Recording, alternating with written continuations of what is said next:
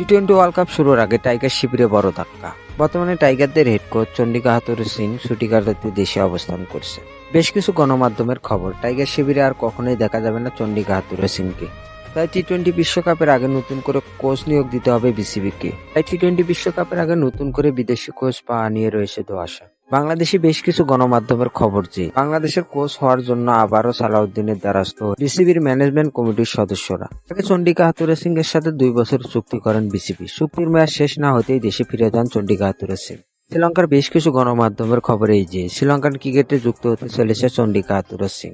বিশ্বকাপের আগে যদি চন্ডিকা হাথুরুসিংকে না পাওয়া যায়, সালাউদ্দিনের দ্বারস্থ হওয়া ছাড়া কোনো উপায় থাকবে না বিসিবির। এর আগে বাংলাদেশ প্রিমিয়ার লিগ বিপিএল এ বেশ কিছু দলের হয়ে কোচিং করিয়েছিলেন সালাউদ্দিন। শেষ পর্যন্ত চন্ডিকা হাথুরুসিং দেশে না ফিরলে বাংলাদেশের কোচ হিসেবে দেখা যেতে পারে সালাউদ্দিন। এখন দেখার বিষয় টি-20 বিশ্বকাপের আগে বাংলাদেশ ক্রিকেট বোর্ডে কি হতে চলেছে।